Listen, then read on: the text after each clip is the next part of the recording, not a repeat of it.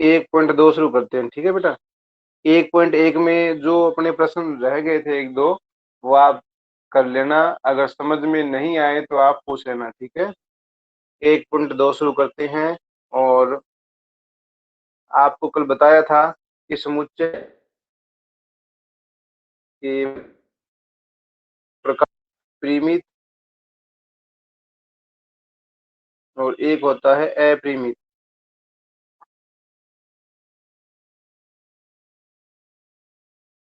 परिमित कौन सा होता है? जिसमें अवयव हो वो गिने गिने जा सके।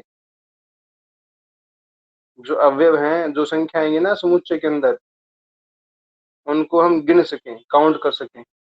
और इसमें क्या आएंगे? अवयव अनंत आएंगे, ठीक है। ये हो गया अपना समुच्चय के दो प्रकार हो गए। एक होता है बेटा समुच्चय का प्रकार रिक्त समुच्चय। कि हम रिक्त समुच्चय किसे कहते हैं? रिक्त समुच्चय बोल दो, चाहे इम्पटी सेट बोल दो। और इसको किससे दर्शाते हैं? फाई से। किससे दर्शाते हैं बेटा? फाई से। जैसे कोई अल्फा बीटा होता है ना बेटा, वैसे होता है फाई। फाई बराबर इम्पटी का मतलब कुछ भी नहीं है। इम्पटी का मतलब इसके अंदर कुछ भी नहीं है, खाली है। ओके। तो आज अपन प्रश्न करेंगे। और ये जो पहला क्वेश्चन है, ये देखो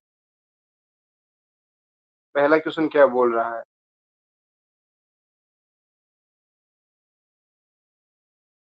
हमें पहचान करनी है रिक्त समुच्चय की कि निम्न में से कौन कौन से रिक्त समुच्चय हैं, यानी इम्पटी सेट है। सभी बच्चों को दिखाई दे रहा है क्या? बताओ। सभी बच्चों को बोर्ड दिखाई दे रहा है क्या?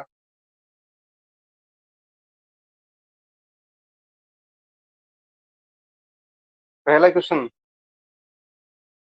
पहला क्वेश्चन क्या है कि दो से भाज्य विषम प्राकृत संख्याओं का समुच्चय।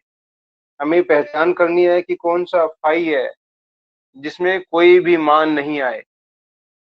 दो से भाज्य मतलब दो का भाग देना है, किसमें? विषम प्राकृत संख्याओं में। विषम प्राकृत संख्या कौन सी आएंगी बेटा? विषम प्राकृत संख्याएं 1, 3, 5, 7, 9। ये जो संख्याएं आएंगी, ये आएंगी विषम। विषम और प्राकृत। तो ये बताओ, क्या इन संख्याओं में दो का भाग जाएगा कि नहीं जाएगा? अगर जाएगा तो कौन कौन से मान आएंगे, ये बताओ। आप बताओ कि इनमें दो का भाग जाएगा कि नहीं जाएगा? नहीं जाएगा। वेरी गुड, सभी बच्चे आंसर दिया करो। तो इस जैसे एक में दो का भाग पूरा पूरा नहीं जाएगा, तीन में भी दो का भाग पूरा पूरा नहीं जाएगा, पांच में भी नहीं जाएगा। तो जो पहला अपना जो आंसर आएगा वो क्या हो जाएगा? 9। क्योंकि ऐसी कोई विषम प्राकृत संख्या मौजूद नहीं है जिसमें दो का भाग चला जाए। तो जो पहला सेट है वो कौन सा है? फाई है। पहला जो सेट है वो कौन सा है? फाई है। रिक्त समुच्चय है, कोई भी मान अपने पास नहीं आएगा। दूसरा हमें चेक करना है कि सम अभाज्य संख्या लेनी है। सम का मतलब हो गया जिसमें दो का भाग जाता है। और अभाज्य कौन सी होती है? जिसमें खुद के अलावा किसी और का भाग नहीं जाता। तो सम पहले हम चेक करते हैं कि अभाज्य संख्या कौन कौन सी होती है। अभाज्य संख्या, तो अभाज्य संख्या कौन सी होती है बेटा? 2, 3, 5, 7, 8 नहीं होगी, 9 भी नहीं होगी क्योंकि 9 में भाग जाता है 3 का, 10 भी नहीं होगी, फिर 11। इस प्रकार ये संख्या चलती रहेगी आगे, ठीक है। तो आप देखिए, बताओ इस समुच्चय के अंदर, इसके अंदर कोई ऐसी संख्या है क्या जो सम हो? सम संख्या है क्या ऐसी कोई? वेरी गुड, एक बच्चे का आंसर आ गया है, वसनिका 2। तो इसमें आंसर कितना आ जाएगा? 2। तो इसका मतलब इसका समुच्चय बन रहा है। इसका समुच्चय क्या बन रहा है? 2 बन रहा है। तो इस प्रश्न का उत्तर कितना आ जाएगा? इस प्रश्न का उत्तर आ जाएगा 2। कितना आ जाएगा? दो। देखो बेटा, समुच्चय के अंदर कोई ना कोई मान हमें कोई ना कोई अवयव मिल गया है, अतः यह रिक्त समुच्चय नहीं है। तो पहला तो रिक्त समुच्चय है और दूसरा नहीं है। ठीक है, ऐसे अपन तीसरा तय करेंगे अभी।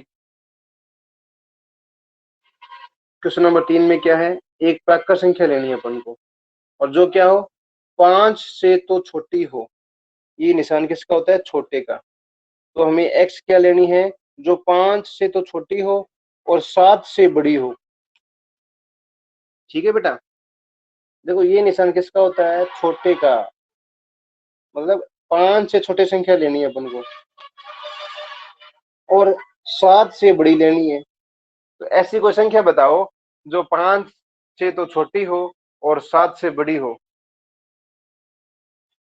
कोई है क्या, ऐसी कोई संख्या बताइए जो 5 से तो छोटी हो और 7 से बड़ी हो।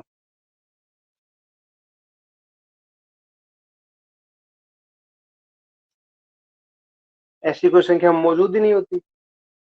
5 से छोटी कौन कौन सी आएंगी, जैसे 1 2 3 4, और 7 से बड़ी कौन सी आएंगी, जैसे 8 9 10। और हमें ऐसी संख्या लेनी है जो 5 से छोटी भी हो और 5 से बड़ी भी हो, तो खाली आ जाएगा। ऐसी कोई संख्या नहीं है। क्वेश्चन नंबर 4 देखो, किन्हीं भी दो समांतर रेखाओं का उभयनिष्ठ बिंदु। किन्हीं भी दो समांतर रेखाओं का उभयनिष्ठ बिंदु, ये इसके आंसर देखो बेटा। तो देखो, समांतर रेखाएं कभी भी आपस में नहीं मिलती है। मान लो देखो, एक समांतर रेखा ये है, एक समांतर रेखा ये है, आपस में कभी मिलेंगी क्या, आपस में कभी नहीं मिलेंगी। तो इनका कोई उभयनिष्ठ बिंदु आएगा क्या, जो इसमें भी मौजूद हो और इसमें भी मौजूद हो। ऐसा तो नहीं आएगा। तो ये भी क्या हो जाएगा, पाई हो जाएगा। ठीक है बेटा, पाई का मतलब हो गया जिसमें कुछ नहीं आता हो। क्वेश्चन नंबर 2 करते हैं हम, कि हमें बताना है कि परिमित समुच्चय कौन सा है और अपरिमित कौन सा है। तो पहले वाला देखिए, बताओ।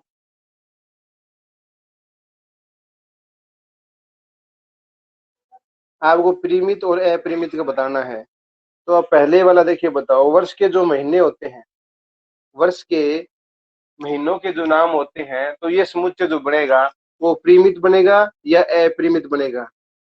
जल्दी से कमेंट के अंदर बताओ। परिमित के लिए तो पी लिख दिया करो और अपरिमित के लिए ए लिख दिया करो। तो ये क्या है, परिमित है। ये क्या है, फाइनाइट सेट है। फाइनाइट सेट है, फाइनाइट क्यों है बताओ, कारण क्या है। क्योंकि अपन इसको जब स्टार्ट करेंगे तो जनवरी से स्टार्ट होकर फरवरी, ऐसे करते करते ये अब आएगा दिसंबर तक। तो कुल कितने महीने हो गए, 12 हो गए, जिनको हम काउंट कर सकते हैं, गिन सकते हैं। तो वो क्या आएगा, प्रीमित। तो ये पहला प्रीमित है। दूसरा प्रश्न है, 1 2 3, ये बताइए, ये प्रीमित है या अप्रीमित। प्रीमित है या अप्रीमित।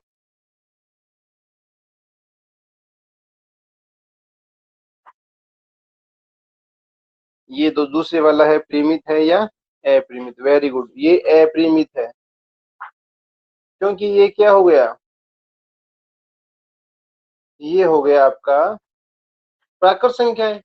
ये तो 1 2 3 4 5 6 ऐसे चलती रहेंगे हमेशा, कभी खत्म ही नहीं होंगी। Very good. अब 3 नंबर वाला बताइए, ये क्या है, परिमित है कि अप्रिमित है। 1 से लेकर 100 तक है, परिमित है कि अप्रिमित है, बिल्कुल परिमित है। क्योंकि 1 से लेकर 100 तक है ना, ये 1 से लेकर 100 तक है, तो इसको अपन काउंट कर सकते हैं। क्वेश्चन नंबर 4 देखो, 100 से बड़े धन पूर्णांकों का समुच्चय, ये बताओ। क्वेश्चन नंबर 4 क्या है, 100 से बड़े धन पूर्णांक लेने हैं। 100 से बड़े धन पूर्णांक, धन का मतलब पॉजिटिव, पूर्णांक का मतलब पॉइंट नहीं लेने, जैसे 101 102। तो कौन कौन से आ जाएंगे, 101 102 103 104, ऐसे करते करते 105 106, ऐसे आएंगे, बहुत सारे आएंगे ना। तो ये भी है परिमित हो गया, वेरी गुड। तो 4 भी क्या हो जाएगा, अपरिमित। क्वेश्चन नंबर 5 में क्या है कि 90 से छोटे अभाज्य पूर्णांक संख्या, ये क्या है, परिमित है क्या अपरिमित है, परिमित है। अभाज्य, अभाज्य पूर्णांक लेना है अपन को, तो 2 आ जाएगा, 3 आ जाएगा, और लास्ट कहां तक लेना है, 90 से पहले पहले आ जाएगा। ठीक है, 90 से छोटे लेने हैं, 2 से तो ज्यादा और 90 से छोटे, तो 90 से छोटे दो, लास्ट वाला काउंट कर लेना, 83 आएगा। ठीक है, 87 आएगा, 83 या 87, 83 आएगा। ठीक है, तो 2 से लेके 83 तक आ जाएंगे, तो ये क्या हो जाएगा आपका, परिमित हो जाएगा, वेरी गुड। क्वेश्चन नंबर 3 करते हैं।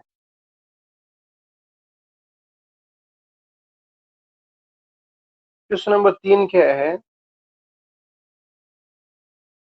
कि आपको जो ऊपर वाले समुच्चय थे वो तो क्या थे, समुच्चय निर्माण रूप थे और रोष्ट रूप दोनों थे। अब जो नीचे वाले समुच्चय हैं, ये सारे सारे हैं समुच्चय निर्माण रूप। इसमें से बताना है आपको परिमित और अपरिमित का। पहला क्वेश्चन क्या है, एक्स एक्स के समानांतर रेखाओं का समुच्चय। अब देखो बेटा, ये मान लो एक्स एक्स है और ये वाई है, इसके समानांतर लेना है अपन को। तो देखो, ये भी रेखा हो सकती है, ऐसे भी खींच सकते हैं अपन समानांतर, ऐसे भी कर सकते हैं, ऐसे भी कर सकते हैं, ऐसे भी खींच सकते हैं, ऐसे भी कर सकते हैं, ऐसे भी, ऐसे भी, ऐसे ऐसे चलती रहेगी ना अनंत। तो ये क्या हो गया, अनंत, अपरिमित हो गया। क्या हो गया, अपरिमित। ओके, दूसरे वाला, अंग्रेजी वर्णमाला के अक्षरों का समुच्चय। अंग्रेजी वर्णमाला A B C D E F G H I ऐसे लेकर जड़ तक, ये क्या आ जाएगा, परिमित या अपरिमित, परिमित या अपरिमित, परिमित है, वेरी गुड।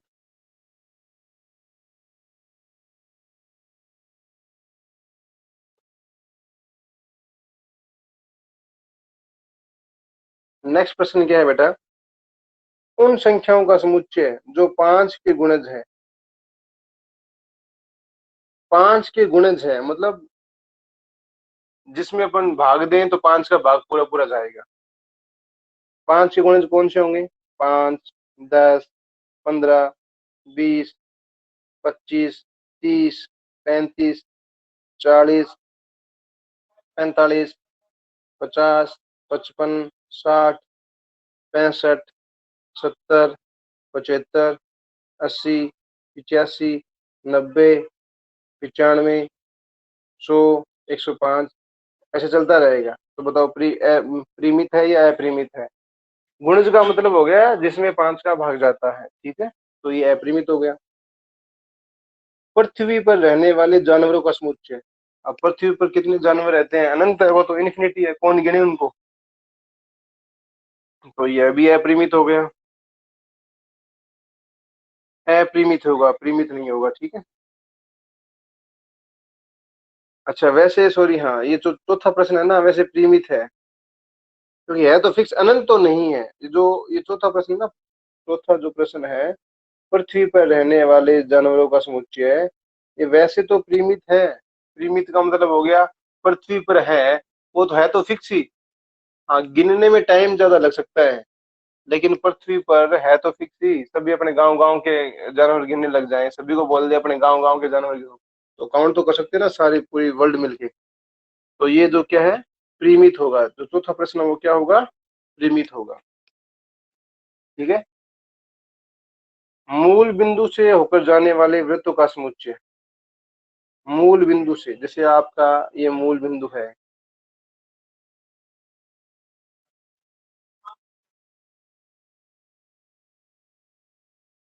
ये मूल बिंदु हो गया, तो यहाँ से कितने वृत्त गुजर सकते हैं, मान लो ऐसा गुजर सकता है, ऐसे भी एक वृत्त गुजर जाएगा, एक ऐसे बड़ा वृत्त गुजर जाएगा, ऐसे ऊपर भी गुजर सकता है और बड़ा, फिर ऐसे और बड़े, ऐसे और बड़े, ऐसे कितने वर्त गुजर सकते हैं। तो क्या उत्तर आ जाएगा, इन्फिनिटी, अनंत आ जाएगा। ओके, समझ में आ गया ना बेटा। अब देखो क्वेश्चन नंबर क्या है, 4 है। आपको ये बताना है कि दोनों समुच्चय बराबर है या नहीं। बराबर कब होते हैं दो समुच्चय, जब ये सभी अवयव एक दूसरे के अंदर हो, ठीक है, सारे के सारे दोनों में एक जैसे हो। तो पहले वाले में ए है, ए का मान क्या है, ए का मान है ए बी सी और डी। और बी में क्या है, बी में है डी सी बी और ए। ये फर्क नहीं पड़ता है कि कोई अवयव आगे है या पीछे है, ठीक है। इसमें भी ए है, इसमें भी ए है, इसमें भी डी है, इसमें भी डी है, इसमें बी है, इसमें भी बी है, इसमें भी सी है और इसमें भी सी है। तो चारों है इसमें, एक दूसरे में कोई बचा तो नहीं है। इसका मतलब ए और बी दोनों में क्या है, बराबर है। ए और बी क्या है, पहले वाले में बराबर आ जाएंगे। अब दूसरा देखो, दूसरा आप चेक करोगे तो बेटा इसमें 4 है, इसमें भी 4 है, इसमें 8, इसमें भी 8 है, इसमें 12। अब देखो इसमें 12 नहीं है, 12 नहीं है, इसका मतलब ए और बी बराबर नहीं है। तो दूसरे वाले में ए और बी बराबर नहीं आ जाएगा। ओके। क्वेश्चन नंबर 3 देखो, 3 में क्या है, ए का मान दे रखा है 2 4 6 8 10 और बी का मान क्या है एक्स। सम धनांक धन पूर्णांक लेना है और 10 से छोटा लेना है। सम संख्या लेनी है और 10 से छोटी लेनी है और पूर्णांक भी लेनी है, ठीक है। तो 10 से छोटी संख्या कौन कौन सी आएंगी, 2 4 6 8 और 10 ही तो आएंगी, क्योंकि हमें क्या लेनी है, सम संख्या लेनी है। तो ये क्या आ गया, बी का मान आ गया। अब बताओ ए और बी बराबर है कि नहीं, बिल्कुल बराबर है, ठीक है। ऐसे 4 नंबर देखो, एक्स संख्या 10 का गुणज है, 10 का गुणज है, 10 का गुणज है, तो उसका मतलब ये समुच्चय क्या बनेगा, ये जो क्वेश्चन नंबर 4 है ना, एक्स क्या है 10 का गुणज है, तो ए जो समुच्चय है ये क्या बनेगा 10 20, जिसमें 10 का भाग जाता हो, ये ऐसे बनेगा, ठीक है बेटा। और बी क्या दे रखा है आपको 10 15, तो ये बराबर आएंगे नहीं, बराबर आएंगे या नहीं, तो बराबर नहीं आएंगे। ओके। तो आपको 1.2 आपकी पूरी हो चुकी है, 1.2 आप पूरी कर लेना। कल हम पढ़ेंगे 1.3। ओके।